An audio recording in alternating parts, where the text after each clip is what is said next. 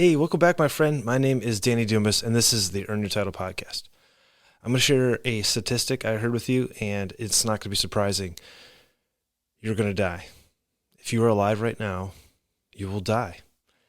And this is even more surprising, or maybe not, that if you're married, you're going to die before your wife if you're within 5 years of age, which is probably the normal span. I know some of you guys out there have really young wives or maybe really old wives, but yeah, if you are a man and you're married, the odds of you dying before your wife are there.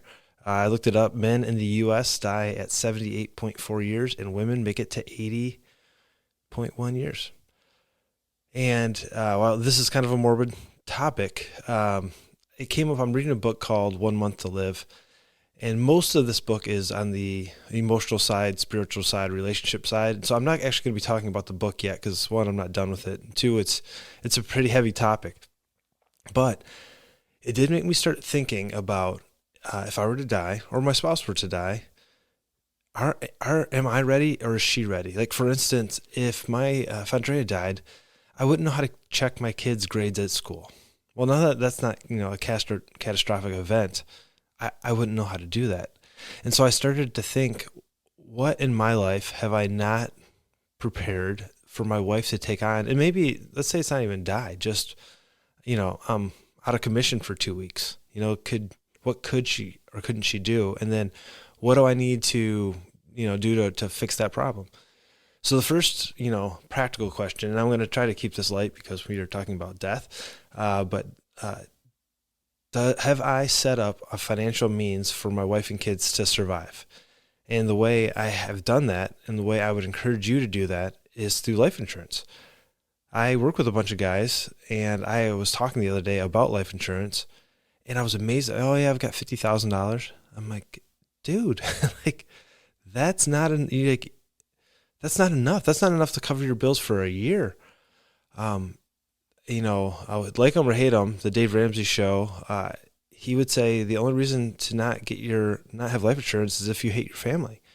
It's not expensive. Now, I do understand if you smoke or if you're very unhealthy, it can be expensive. And if you've had something like cancer, you might not be able to get it at all, which is why I'm encouraging you right now to go get term life insurance. And while I would love to be sponsored by life insurance company, this is not a sponsorship. I truly think it's important.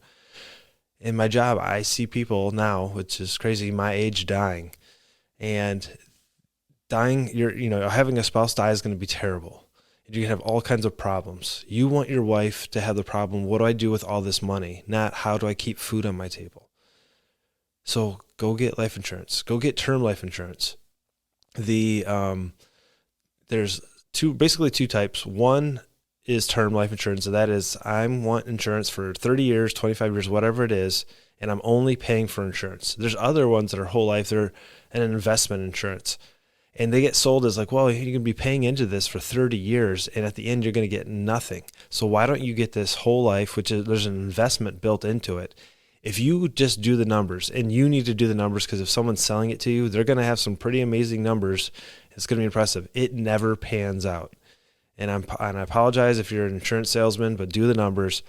If you want to do an investment, invest in investment. It's better for you. Control your own money. This is insurance. You pay your car insurance every month. You don't expect to get, a $10,000 check at the end of the 10 years you owned your car. Just buy life insurance. Just get it. Get 10 times your annual income it's kind of the benchmark. So you make $100,000 a year.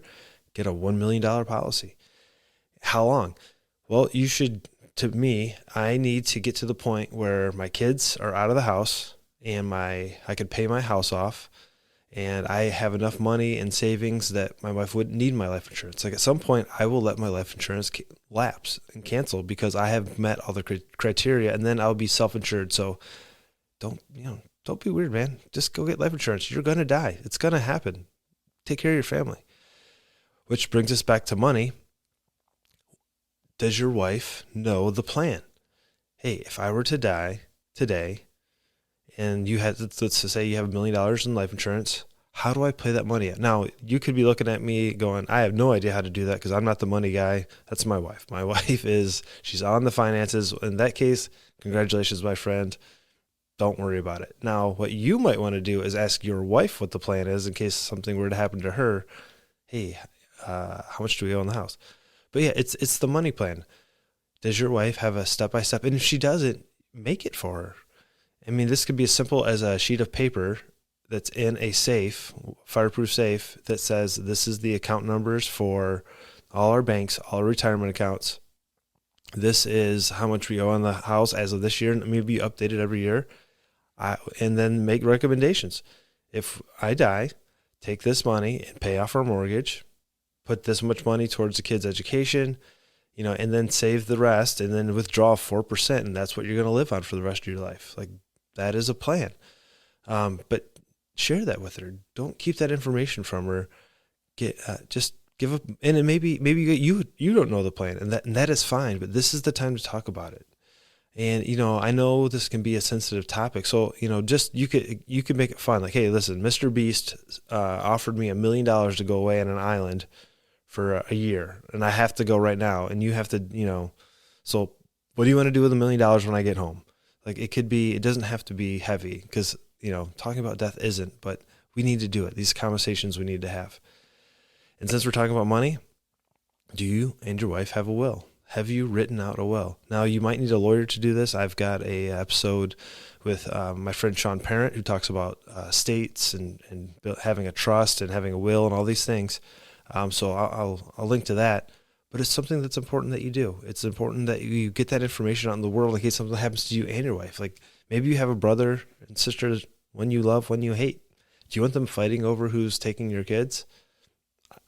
I love my brothers and sisters, but I don't. I want my plan to happen, and I want the money plan to happen so that my kids aren't, fighting their aunts and uncles for the cash that I'm leaving them. So have a will. This is important.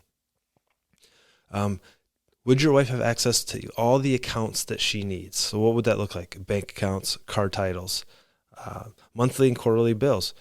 Do you pay anything by check? If you currently still write a check, like say you pay, I escrow my taxes, so it just comes out of my monthly payment. But I know a lot of people pay their taxes with a check quarterly or annually. Can you imagine the surprise on your wife's face when she gets a notice from the bank that her house is going to foreclosure because she hasn't paid her taxes because she didn't know she was supposed to do that? Because even if you pay your house off, taxes are coming. So have the plan, write it down. Or make it automatic where it automatically comes out. That's kind of my plan. My wife does not like to. She doesn't like to discuss finances. It's a point of stress in her life, and I don't have a problem with that. I'm okay with that. But what's important is that things get paid. So I have just about every bill paid automatically. And maybe you have some feeling. I know I work with some guys that's crazy. I would never trust the banks. Well, I've been trusting the banks for like 20 years. And in my 20 years, I've had one mistake, and that was about 20 years ago. And it's been pretty good.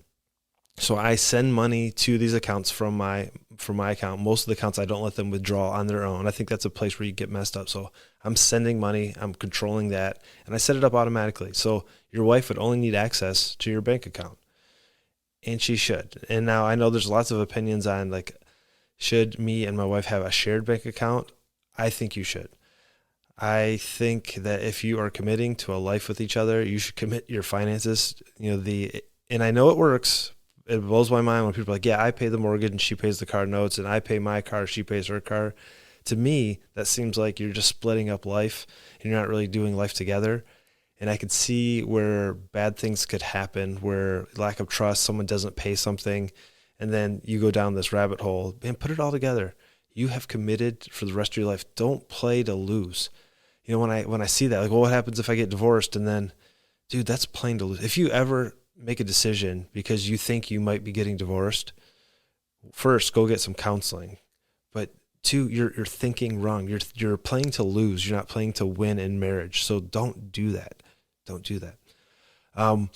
Does your wife know what your house needs to function? For instance, does she know that you have to change the furnace filters, depending on how moldy how much pollen, how much dust is in the air every quarter, every 3 months, once a month if it's really bad? Does she know that? The way I've kind of overcome this, there's 3 things that we have to do in my house that on a consistent basis. We have to put salt in the water softener. We have to put air filters in the furnace, and I have a reverse osmosis water filter. That's every 6 months. So I have, for the water filter, every 6 months, a filter gets sent to my house automatically. I'm on a subscription. I just pay for that. And on my air filters, on the calendar, every 3 months, I change them. Now I have them sitting right next to the furnace. I change them. And I just put it in the calendar. It just rotates. If you use Google Calendar, you can put repeat, and then it will say 1 month, 2 month, 3 month, annually, semi-annually. You can pick all these things, and it just repeats, and it pops up on the calendar. And then me and my wife share a calendar, which is another hack that really is helpful with all of our schedules, with the kids' school schedule. So now if something were to happen on my wife's calendar, it would say, change the air filter, change the water filter. I guess salt is probably the one she's going to have to check. But, I put every Monday, take out the trash, so I don't forget to take out the trash. It's there. It's something that she's not going to have to remember. It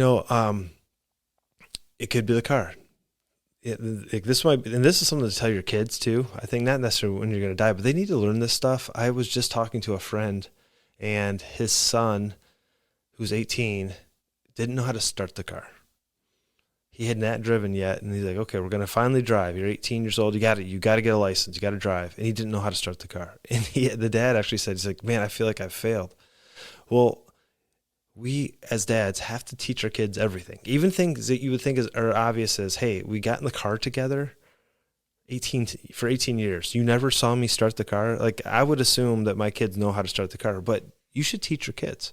You should literally say, hey, do you know what this is like? My daughter wasn't exactly sure how the blinkers worked. She has never driven. She's just now turning 15. She's getting ready to start. And she asked, Dad, how do you know if the blinker's going left or the blinker's going right? I'm like, well, you push down for left and up for right because you're kind of moving your hand that way. She goes, oh, that makes sense. But we have to tell them this stuff. You might have to you might have to instruct your wife and tell her something that you think is very obvious. Like, hey, we have to change the oil every 3,000 to 5,000 miles. Or when this light comes on in the car and it says, low oil, share that information with her and tell her why. Say, hey, listen, I love you and I want you to be well taken care of. And if I can't be here to do this, I don't want you to fail. Because if I'm not here, you're going to be having a rough time. Life's going to be tough. And I want you to have the tools to finish life, to just keep going and, to overcome and to get through the grief part. So, share that with your family. I think I'll do a part 2 once I finish this book about the emotional side of living like you're going to die. Spiritually being ready, whatever that looks like for you. Emotionally being ready, having the conversations with the people in your life that you should be having conversations with. And then, maybe getting rid of things in your life that you don't need. But that's for another day. So today, have a conversation with your wife. And just ask, hey, if I had to leave for 6 months, what would you not know how to do, and how can I help you learn how to do that? Go get life insurance. Go get healthy so you don't need to do all this stuff for another 30, 40 years.